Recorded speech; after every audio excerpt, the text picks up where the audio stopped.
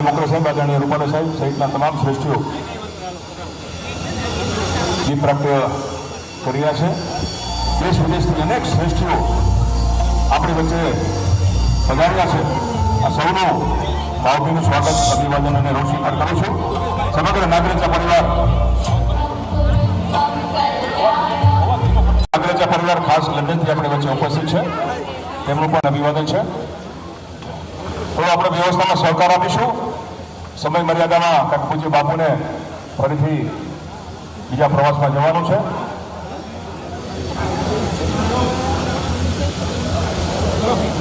પૂજ્ય બાપુને વિનમ્ર પ્રાર્થના કરું કે આદરણીય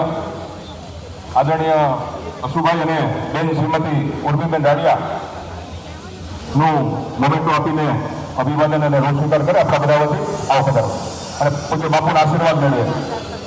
જી સદભાવના વૃદ્ધાશ્રમ બાપુ જે માવતરનો પ્રવેશ અપાવો ને તેની આજે રક્તપૂરા થઈ રહી છે। સદભાવના વૃદ્ધાશ્રમના માવતર ખૂબ આશીર્વાદ આપજો અને પરમ કૃપાળુ પરમાત્મા આપણા જીવનમાં 5 વર્ષનો વધારો કરે એવી અમને સાથે મળીને પ્રયત્ન કરશું। ત્યારબાદ આદરણીય અશુભાઈ અને ઉર્મિલાબેન સૌને વિનંતી કરું બેસી જાય। સૌને પ્રાર્થના કરું કે પૂજ્ય બાપુને આપણે મન ભરીને માણવાનું છે અને બાપુએ આપણે 2 રામ કથા આપી। વૃદ્ધાશ્રમ સદભાવના ધામ ના માવતરોમાં કદાચ કોઈ માવતર કહેવાય।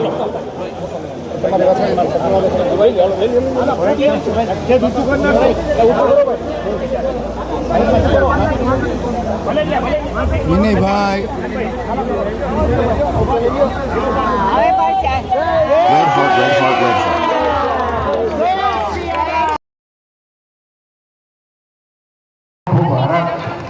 મારે રેકોર્ડિંગ કરવાનું છે।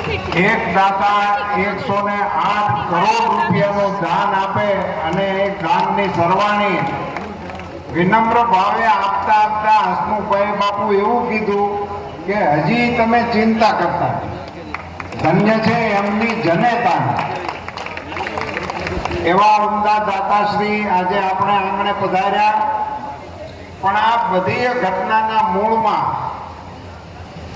સદભાવના પરિવારની સેવા અને તપશ્ચર્યા અનિવાર્ય, એને કારણે આ બધું ઊભું થયું। પણ એમાં પૂજ્ય બાપુના આશીર્વાદ ભળ્યા।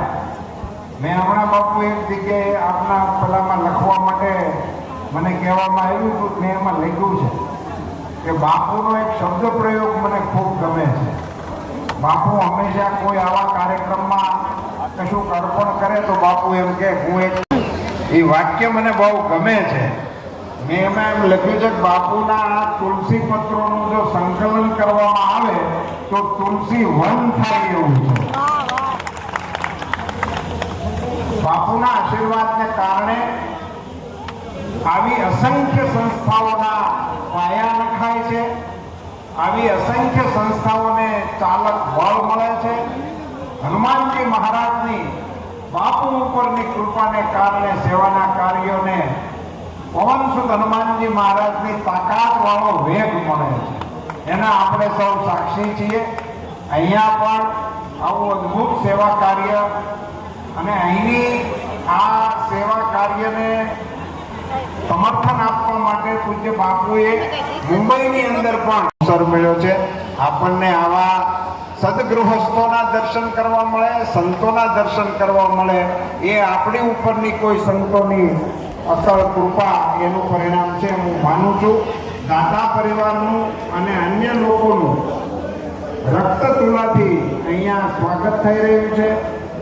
બાપુ આ રચના આપે નિહાળી, એની અંદર વૃદ્ધાશ્રમની તો ઘણી બધી વ્યવસ્થાઓ આપે જોઈ છે, મેં જોઈ છે, પણ અહીંયા એમને માટેની એક હોસ્પિટલ અંદર નિર્માણ થઈ છે। એ એક ખૂબ જ ઉમદા કામ આ વૃદ્ધાશ્રમની સાથે જોડાવાનું છે। કારણ કે એક તો આમાં બધા ઉંમરલાયક વડીલો જ હોય અને એને દવાખાનાની હાલતા જરૂર પડે, એમને તો પહોંચાડવા એ જ મોટો પ્રશ્ન થાય। એને બદલે અંદર જ સુંદર મજાની હોસ્પિટલનું સંચાલન અને વ્યવસ્થાનું જે નિર્માણ કર્યું છે એ માટે પણ હું આયોજકોને એક ફાટ ભરીને અભિનંદન આપું છું। એમની આવી પ્રવૃત્તિને સમર્થ દાતાઓ મળી રહ્યા છે, મળી રહેશે અને અને ખૂબ ઉમદા પ્રવૃત્તિ આપણા મલકની અંદર, આપણા પંથકની અંદર સુપેરે ચાલશે જેવી શ્રદ્ધા સાથે પૂજ્ય બાપુના ચરણોમાં મારા પ્રણામ. સૌપ્રથમ પૂજ્ય બાપુના ચરણોમાં મારા ખાસ મારે તમને કહેવાનું છે કે રૂપિયા તો છે ને નથી, પણ અમને આજે માવતર પણ મળી ગયા અને પુત્ર પણ મળી ગયા. બાપુએ વિજયભાઈને પૂછ્યું કે વિજયભાઈ વસુભાઈને કેટલા દીકરાઓ, અને વિજયભાઈ બહુ સરસ જવાબ આપ્યો કે 3 દીકરાઓ, એક ધીરુભાઈ નાનાભાઈ, એક વિજયભાઈ રૂપિયા ને એક વિઠ્ઠલભાઈ, 3 દીકરાઓ. એટલે મને તેમ લાગે છે કે અમને તો માવતર અને દીકરાઓ બચાવી બાકી શું છે તમારે. એટલે થોડો ધન્યવાદ કે અમને આવું નવું આપ્યું.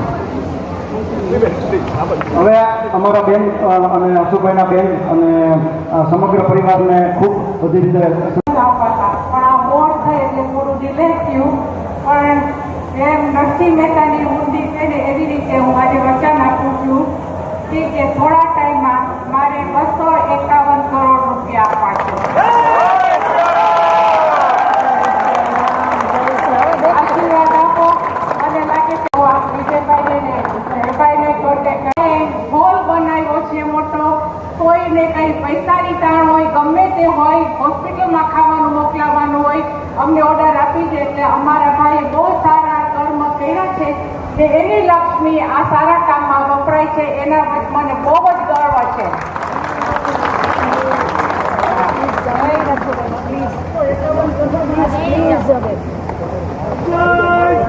પેલા 108 કરોડ અને મારી મોદી ટીવી ચેનલ છે